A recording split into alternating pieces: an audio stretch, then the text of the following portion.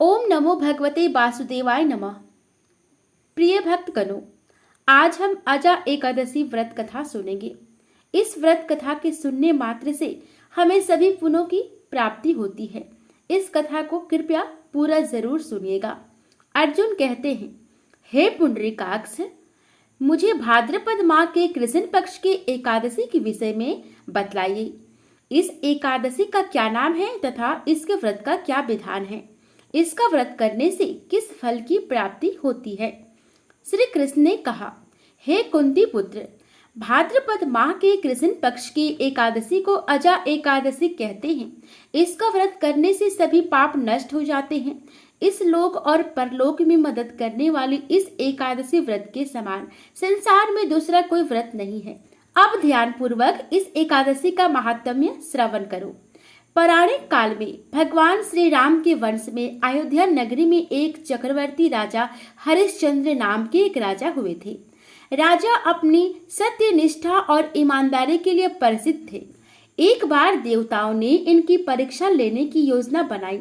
राजा ने स्वप्न में देखा कि ऋषि विश्वामित्र को उन्होंने अपना राजपाट दान कर दिया है। सुबह विश्वामित्र वास्तव में उनके द्वार पर आकर कहने लगे, तुमने स्वप्न में मुझे अपना राज्य दान कर दिया। राजा ने सत्यनिष्ठ व्रत का पालन करते हुए संपूर्ण राज्य विश्वामित्र को सौंप दिया। दान के लिए दक्षिणा चुकाने हेतु राजा हरिश्चंद्र को पूर्व जन्म के कर्म फल के कारण पत्नी, बेटा एवं खुद को बेचना पड़ा। हरिश्चंद्र को एक डोम ने खरीद लिया जो शमशान भूमि में लोगों के दाह संस्कार का काम करवाता था। स्वयं वह एक चंडाल का दास बन गया। उसने उस चंडाल के यहाँ कफन लेने का काम किया, किंतु उसने इस आपत्ति के काम में भी सत्य का साथ नहीं छोड़ा। जब इसी प्रकार उसे कई वर्ष बीत गए तो उसे अपने इस नीच कर्म पर बड़ा दुख हुआ और वह इससे मुक्त होने का उपाय खोजने लगा। वह सदैव इसी चिंता में रहने लगा कि मैं क्या करूं, किस प्रकार इस नीच कर्म से मुक्ति पाऊं। एक बार की बात है, वह इसी चिंता में बैठा था कि गौतम ऋषि उसके पास पहुंचे। हरिश्चंद्र ने उन्हें प्रणाम किया और अपनी दुख भरी कथा सुनाने लगे। राजा हरिश्चंद्र की दुख भरी कहानी सुनकर महर्षि गौतम भी अत्यंत दुखी हुए और उन्होंने राजा से कहा, हे राजन, भादो माह के कृष्ण पक्ष की एकादशी का नाम अजा है।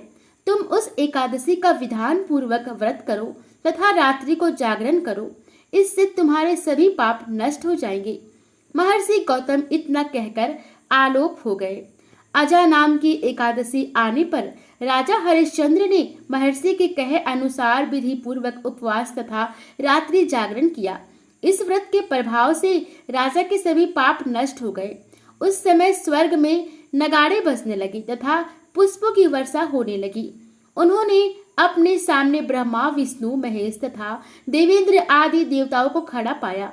उन्होंने अपने मृतक पुत्र को जीवित तथा अपनी पत्नी को राजसी वस्त्र तथा आभूषणों से परिपूर्ण देखा। व्रत के प्रभाव से राजा को पुनः अपने राज्य की प्राप्ति हुई। वास्तव में एक ऋषि ने राजा की परीक्षा लेने के लिए यह सब कौतुक किया था, परंतु अजा एकादशी के व्रत के प्रभाव से ऋषि द्वारा रची गई सारी माया समाप्त हो गई और अंत समय में हरिश्चंद्र अपने परिवार सहित स्वर्ग लोक को गया। हे राजन, यह सब अजा एकादशी के व्रत का प्रभाव था। जो मनुष्य इस उपवास को विधान पूर्वक करते हैं तथा रात्रि जागरण करते हैं, उनके सभी पाप नष्ट हो जाते हैं और अंत में वे स्वर्ग को प्राप्त करते हैं। इस एकादशी व्रत की कथा के श्रवण मात्र से ही अश्वमेघ यज्ञ के फल की प्राप्ति हो जाती है। ओम नमो भगवते वासुदेवाय नमः। जय श्री हरि विष्णु।